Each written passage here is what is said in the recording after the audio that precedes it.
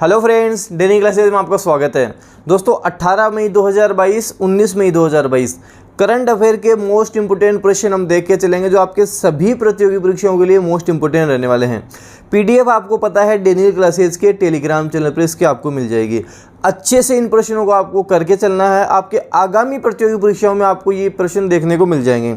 तो चलिए दोस्तों हम शुरू करते हैं। सबसे पहले 18 मई के प्रश्न हम देख लेते हैं। पहला प्रश्न है कि 18 मई 2022 को कौन सा दिवस मनाया जाता है। 18 मई 2022 को हम कौन सा दिवस मनाते हैं? तो हमारा उत्तर बी सही हो जाएगा, संग्रहालय दिवस हम मनाते हैं। ऑप्शन बी सही हो जाएगा। वर्ष 1983 में 18 मई को संयुक्त राष्ट्र ने संग्रहालय की विशेषताएं महत्व को समझते हुए अंतर्राष्ट्रीय संग्रहालय दिवस मनाने का निर्णय लिया। इसका मूल उद्देश्य जन सामान्य में संग्रहालयों के प्रति जागरूकता तथा उनके कार्यकलापों के बारे में जन जागृति फैलाना था। इसका यह भी एक उद्देश्य था कि लोग संग्रहालयों में जाने अपने इतिहास को जान सकते हैं।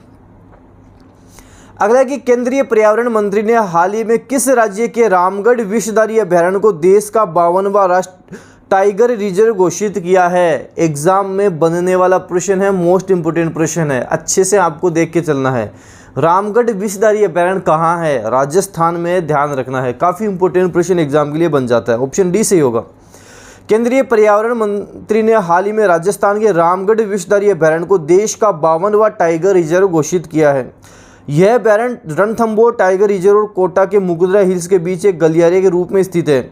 इस कारण यहाँ बाघों की आवाजाही जारी रहती है। बाघों के मूवमेंट और उपलब्ध प्राकृतिक संसाधनों को देखते हुए कई सालों से रामगढ़ विषधारी अभयारण्य की टाइगर रिजर्व घोषित करने की मांग की जा रही थी। रामगढ़ विषधारी टाइगर रिजर्व की विशेषता इसके पारिस्थितिक तंत्र और बाघों के अनुकूल वातावरण है। इंपोर्टेंट प्रश्न है, एग्जाम में ये प्रश्न आपके बन सकता है, ध्यान रखना है।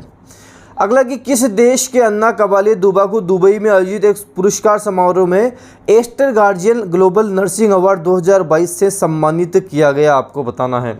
तो ये केन्या के हैं, ऑप्शन फर्स्ट सही हो जाएगा।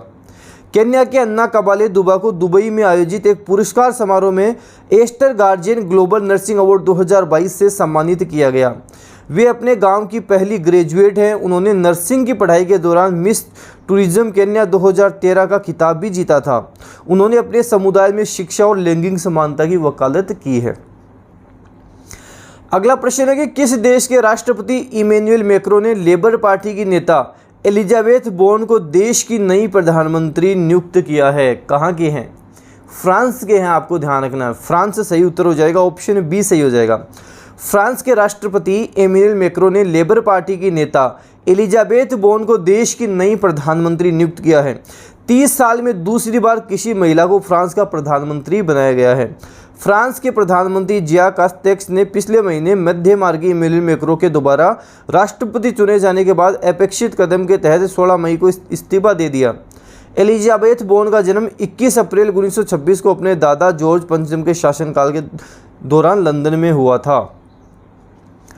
अगला कि हाल ही में राष्ट्रपति ने राजीव कुमार को मुख्य चुनाव आयुक्त के रूप में नियुक्त किया।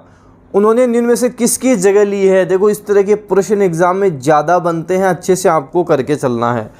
तो हम बात करेंगे, इन्होंने सुशील चंद्र, ऑप्शन फर्स्ट इनकी जगह ली है।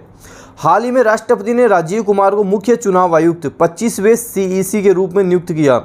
उन्होंने सुशील चंद्र की जगह ली है। भारत निर्वाचन आयोग, जिसे चुनाव आयोग के नाम से भी जाना जाता है, एक स्वायत्त संवैधानिक निकाय है जो भारत में संघ और राज्य चुनाव प्रक्रियाओं का संचालन करता है। चुनाव आयोग की स्थापना 25 जनवरी 1950 को संविधान के अनुसार की गई थी। काफ़ी इंपोर्टेंट प्रश्न है, ध्यान रखना है। अगला कि हाल ही में फिनलैंड और किस देश ने उत्तरी अटलांटिक संधि संगठन नाटो में शामिल होने के लिए रुचि दिखाई है, आपको बताना है। तो हम बात करेंगे फिनलैंड और स्वीडन ने उत्तरी अटलांटिक संधि संगठन नाटो में शामिल होने के लिए रुचि दिखाई है। इसका सही उत्तर हमारे पास हो जाएगा डी, स्वीडन। नाटो सामूहिक रक्षा के सिद्धांत पर काम करता है, जिसका तात्पर्य एक या अधिक सदस्यों पर आक्रमण, सभी सदस्य देशों पर आक्रमण माना जाता है। यह सोवियत संघ के खिलाफ सामूहिक सुरक्षा प्रदान करने के लिए संयुक्त राज्य अमेरिका, कनाडा और कई पश्चिमी यूरोपीय देशों द्वारा अप्रैल 1949 की उत्तरी अटलांटिक संधि, जिसे वाशिंगटन संधि भी कहा जाता है, द्वारा स्थापित एक सैन्य गठबंधन है। अगला कि अंतर्राष्ट्रीय प्रकाश दिवस निम्न में से किस दिन मनाया जाता है? अंतर्राष्ट्रीय प्रकाश दिवस कब मनाते हैं? तो हम 16 मई को मनाते हैं। ऑप्शन सी सही हो जाएगा, 16 मई को। प्रत्येक वर्ष 16 मई को यूनेस्को और कई अन्य अंतर्राष्ट्रीय संगठनों द्वारा अंतर्राष्ट्रीय प्रकाश दिवस मनाया जाता है।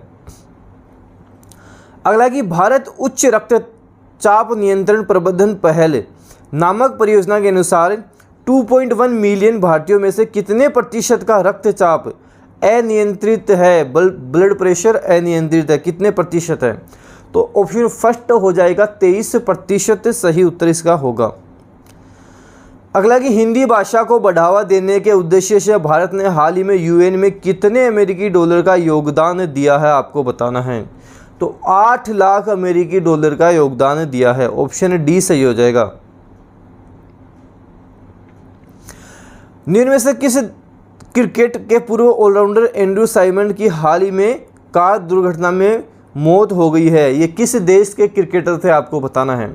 तो ये ऑस्ट्रेलिया के क्रिकेटर थे एंड्रू साइमंड्स, कार दुर्घटना में इनकी हाल ही में मृत्यु हो गई है। अगला है कि निम्न में से किस विभाग द्वारा केंद्रीकृत मार्ग के अधिकार के लिए गति शक्ति संचार लॉन्च किया गया है? तो दूरसंचार विभाग। ऑप्शन डी सही उत्तर इसका हो जाएगा। अगला कि निम्न में से किस राज्य के श्रीहरिकोटा में 2000 मानव रेटेड रॉकेट बूस्टर का सफलतापूर्वक परीक्षण किया गया है? तो आंध्र प्रदेश। ऑप्शन डी इसका सही उत्तर हमारे पास होगा। अगला कि कोरियन बैंक केईबी हाना बैंक पर हाल ही में किसने 59 लाख रुपए का जुर्माना लगाया है, आपको बताना है। तो इस पर आरबीआई ने 59 लाख का जुर्माना लगाया है, reserve bank of India. Option D हमारे पास सही उत्तर होगा। और अगला है कि मानिक शाह को हाल ही में किस देश का नया मुख्यमंत्री नियुक्त किया गया है, आपको बताना है। कहाँ के नए मुख्यमंत्री बन गए हैं? तो ये त्रिपुरा के मुख्यमंत्री बन गए हैं। ऑप्शन हमारे पास इसका डी सही उत्तर हो जाएगा। डी सही होगा, त्रिपुरा के मुख्यमंत्री बन गए हैं। विप्लव कुमार देव की जगह बने हैं, आपको ध्यान रखना है। त्रिपुरा के नए मुख्यमंत्री बन गए हैं। तो ये 18 मई 2022 करंट अफेयर के मोस्ट इंपोर्टेंट प्रश्न हमने देख लिए, इनको अच्छे से करके चलना है आपको। इसी तरह हम 19 मई 2022 के करंट अफेयर के मोस्ट इंपोर्टेंट प्रश्न देख लेते हैं। करंट अफेयर आप डेली पढ़ोगे, आपके बर्डन नहीं आएगा, डेली आप कवर कर लोगे और कम टाइम में आपका कवर हो जाएगा। करंट अफेयर आपको अलग से नहीं पढ़ना पड़ेगा, बाकी सिलेबस को आप, बाकी आपके जो सब्जेक्ट है उनको आप ध्यान दे सकते हैं।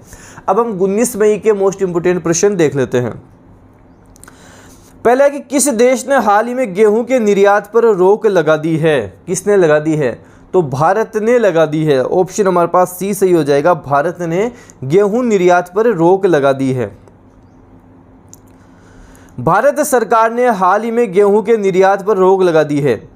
मीडिया रिपोर्ट्स के अनुसार ये रोक इसलिए लगाई गई है क्योंकि देश में गेहूं का संकट हो गया है। केंद्र सरकार ने स्थानीय कीमतों को काबू में रखने हेतु यह कदम उठाया है। आपको बता दें कि भारत विश्व का दूसरा सबसे बड़ा गेहूं उत्पादक है।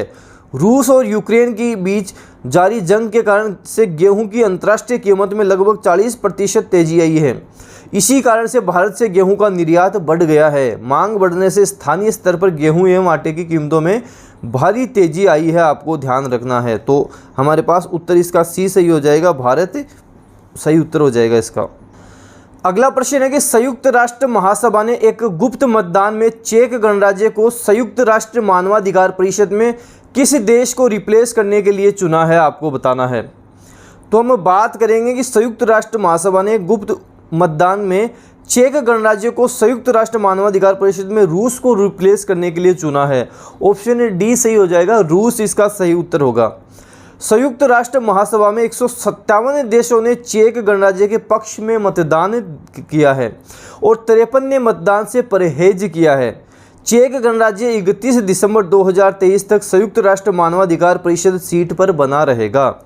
संयुक्त राष्ट्र मानवाधिकार परिषद एक संयुक्त राष्ट्र संगठन है, इसका उद्देश्य मानवाधिकारों की रक्षा करना है। अगला है कि ब्राजील में समाप्त हुए डेफलिक्स में भारतीय खिलाड़ियों ने बेहतरीन प्रदर्शन करते हुए कुल कितने पदक अपने नाम किए, आपको बताना है। तो भारतीय खिलाड़ियों ने कुल 17 पदक अपने नाम किए हैं। ऑप्शन बी 17 पदक। ब्राज़ील में समाप्त हुए डेडलिफ्ट में भारतीय खिलाड़ियों ने बेहतरीन प्रदर्शन करते हुए कुल 17 पदक अपने नाम किए। भारतीय दल ने 11 खेल स्पर्धाओं में भाग लेते हुए 8 गोल्ड, 1 सिल्वर और 8 ब्रॉन्ज मेडल अपने नाम किए। यह भारतीय दल का इस विशेष खेलों में अब तक का सर्वश्रेष्ठ प्रदर्शन है। भारत के 65 एथलीटों के दल ने बैडमिंटन, शूटिंग, कुश्ती, गोल्फ, टेनिस जैसी स्पर्धाओं में पदक जीतने में कामयाबी हासिल की है। भारतीय दल कुल 17 पदकों के साथ पदक तालिका में 9वें स्थान पर है, आपको ध्यान रखना है। अगला प्रश्न है, मुंबई इंडियंस के किस तेज गेंदबाज ने T20 क्रिकेट में 250 विकेट लेने वाले पहले भारतीय पेसर बन गए हैं? कौन बन गए हैं? तो मुंबई इंडियंस के तेज गेंदबाज जसप्रीत बुमराह बन गए हैं। ऑप्शन हमारे पास हो जाएगा फर्स्ट, जसप्रीत बुमराह। दुबई में आयोजित एक पुरस्कार समारोह में किस देश की अन्ना कबाले-दुबा को Aster guardian global nursing award 2022 से सम्मानित किया गया है? तो एक केन्या की हैं। ऑप्शन सी इसका सही उत्तर होगा, केन्या की ये हैं, आपको ध्यान रखना है। निम्न में से किस आयोग द्वारा हाल ही में राष्ट्रीय डेटा और एनालिटिक्स प्लेटफॉर्म लॉन्च किया गया है? तो नीति आयोग द्वारा किया गया है। ऑप्शन बी सही होगा, नीति आयोग।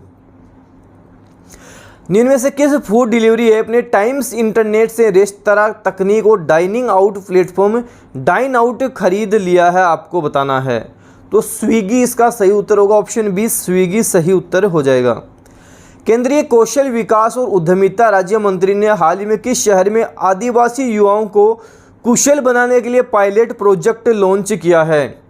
तो हम बात करेंगे कि भोपाल, मध्य प्रदेश के भोपाल में हाल ही में आदिवासी युवाओं को कौशल प्रदान करने के लिए पायलट प्रोजेक्ट शुरू किया गया है। ऑप्शन डी सही उत्तर हो जाएगा।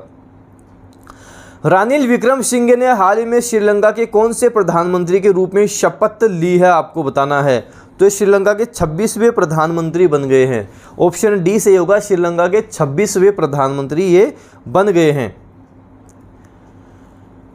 अगला है कि हाल ही में किस बैंक ने राजीव रंजन और सितिकांठा पटनायक को कार्यकारी निदेशक नामित किया गया है? तो भारतीय रिजर्व बैंक ने किया है। ऑप्शन बी सही इसका उत्तर हो जाएगा।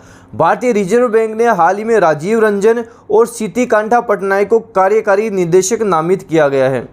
राजीव रंजन कार्यकारी निदेशक के रूप में नियुक्त होने से पहले मौद्रिक नीति विभाग के प्रभारी सलाहकार और मौद्रिक नीति समिति के सचिव थे। अगला है कि अमित शाह ने हाल ही में किस शहर में राष्ट्रीय साइबर फोरेंसिक प्रयोगशाला का उद्घाटन किया है? कहाँ किया है? हैदराबाद में किया है। ऑप्शन हो जाएगा डी हैदराबाद। गृह मंत्री अमित शाह ने हाल ही में हैदराबाद में राष्ट्रीय साइबर फोरेंसिक प्रयोगशाला का उद्घाटन किया है, आपको ध्यान रखना है। और अंतिम प्रश्न हमारे पास कि हाल ही में किसके द्वारा ग्लोबल 2000 की सूची जारी की गई है? तो ऑप्शन डी सही हो जाएगा, फोर्ब्स के द्वारा की गई है। फोर्ब्स के द्वारा हाल ही में ग्लोबल 2000 की सूची जारी की गई है, जिसमें दुनिया भर में 2022 की सार्वजनिक कंपनियों की सूची की घोषणा की गई है।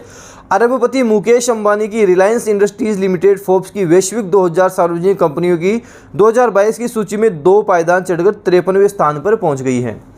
तो ये 18 मई 19 मई करंट अफेयर हमने देख लिया। अच्छे से आप इनका वापस रिवाइज कर लो ताकि अच्छे से आपके याद हो जाए। पीडीएफ आपको इसकी डेनियल क्लासेस के टेलीग्राम चैनल पे मिलेगी, वहाँ से पीडीएफ देख सकते हैं। वीडियो को जितना उसके शेयर करें, लाइक करें। अगर डेनियल क्लासेस यूट्यूब चैनल पे नए हो तो सब्सक्राइब के साथ साथ बेल आइकन भी प्रेस कर लेना। इससे क्या होगा, कोई भी न्यू अपडेट आएगी वो आपको तुरंत मिल जाएगी। धन्यवाद।